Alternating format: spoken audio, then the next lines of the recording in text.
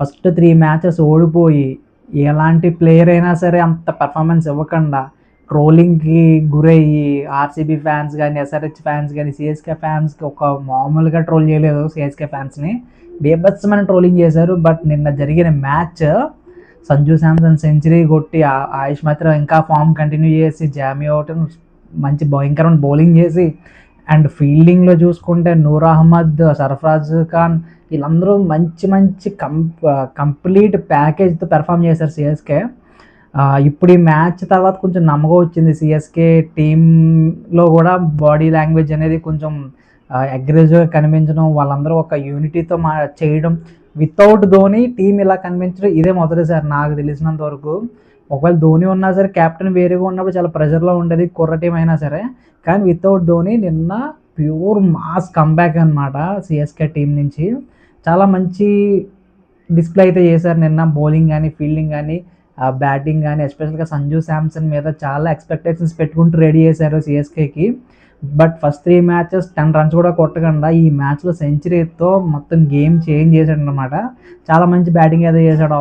Off stump ఆడుతున్న shots అయితే మాత్రం ఆఫ్ సైడ్ ఆడుతున్న షాట్స్ చాలా మంచి షాట్స్ కొడుతున్నాడు, 6లు కానీ 4లు కానీ. సో ఇదే ఫామ్ కంటిన్యూ అయితే అండ్ బౌలింగ్లో కూడా ఫీల్డింగ్లో కూడా సిఎస్కే మళ్ళీ టాప్ 4లకు దూసుకొచ్చే ఛాన్సెస్ చాలా ఎక్కువ ఉంటాయి.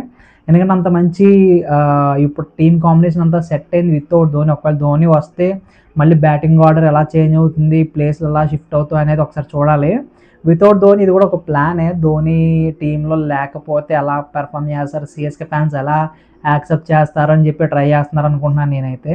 అండ్ నెక్స్ట్ వచ్చేసి రుతురాజ్ గైక్వాడ్ ఫామ్ కొంచెం డౌట్గానే ఉంది. బాడీ లాంగ్వేజ్ కూడా చాలా డల్గా ఉంది. ఫీల్డింగ్లో కూడా ఫీల్డింగ్ పెట్టేటప్పుడు, బౌలింగ్ చేంజెస్ చేసేటప్పుడు కొంచెం మైనస్లు అయితే కనబడుతున్నాయి. ఆ ఇంపాక్ట్ బ్యాటింగ్ మీద పడుతుంది. అంటే సిఎస్కే లాంటి ఫ్రాంచైజీకి క్యాప్టెన్సీ చేయడం నాకు మామూలు విషయం కాదు. ముందు ఒకసారి చేశాడు, తర్వాత ధోని రిటర్న్ వచ్చింది, తర్వాత జడేజా చేశాడు, మళ్ళీ ధోనికి రిటర్న్ వచ్చింది. సిఎస్కే లాంటి పెద్ద ఫ్రాంచైజీకి కొంచెం చేయాలంటే కష్టమే. ఆ ప్రెషర్ ఉంటుంది, ఆ క్రౌడ్ ప్రెషర్ ఉంటుంది, హోమ్ గ్రౌండ్ ప్రెషర్ ఉంటుంది. బట్ ఆ ప్రెషర్ అంతా తన బ్యాటింగ్ మీద పడుతుంది. నిన్న ఇంకోటి ఏంటంటే సంజు శాంసన్ చాలా మంచి క్యాప్టెన్సీ చేశాడు. నూర్ అహ్మద్ కంటే నిన్న ఆల్మోస్ట్ డీసీ కూడా మంచి గేమ్లోకి వచ్చే ఛాన్స్ ఉంది. ఒకవేళ అశుతోష్ శర్మ వికెట్ తీయకపోతే సంజు శాంసన్ నూర్ అహ్మద్ దగ్గరికి వెళ్ళి చాలా మంచి స్లోవర్ వన్ ఏమన్నాడు అవుట్ సైడ్ ఆఫ్ స్టంప్కి. సో ఆ బాల్ గేమ్ చేంజ్ చేసింది. ఒకవేళ అశుతోష్ శర్మ ఉంటే వేరేలా ఉండేది సీను. బట్ అశుతోష్ శర్మకి ఆ బాల్ ఏమని చెప్పడం, ఆ ఫీల్డింగ్ పెట్టడం, సంజు శాంసన్ ఇంకా అక్కడ ఒక మాస్టర్ స్ట్రోక్ అయితే ఇచ్చాడనమాట. ఒకవేళ గైక్వాడ్ కంటే సంజు శాంసన్ ఆల్రెడీ ఎక్స్పీరియన్స్ ఉంది, క్యాప్టెన్సీలో కూడా బ్యాటింగ్ మంచిగా చేయగలిగే కెపాసిటీ కూడా ఉంది. సో ఇక్కడ ఏమన్నా కొంచెం థింక్ చేస్తే బాగుంటుంది అని నాకు అనిపిస్తుంది. సో మీరేమనుకుంటున్నారు కింద కామెంట్ చేయండి. ఇంకా రుతురాజ్ గైక్వాడ్ని కంటిన్యూ చేయాలా, ఫామ్లో లేడు, ఒకవేళ ఆ క్యాప్టెన్సీ ప్రెషర్ అనేది తిన ఇండివిజువల్ బ్యాటింగ్ మీద పడుతుందా, ఒకవేళ పడితే షిఫ్ట్ చేయడమే బెటర్ నేను అనుకుంటున్నా సంజు శాంసన్. ఎందుకంటే రెండు మేనేజ్ చేయగలిగే mind set and body language set అవ్వాలి.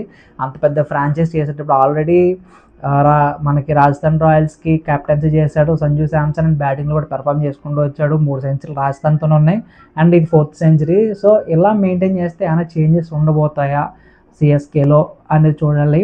అండ్ మీరు ఎవరు క్యాప్టెన్సీ షిఫ్ట్ చేస్తే బాగుంటుందో, లేదంటే గైక్వాడే మెయింటైన్ అయితే బెటరా అని మీరేమనుకుంటారు కింద కామెంట్ చేయండి.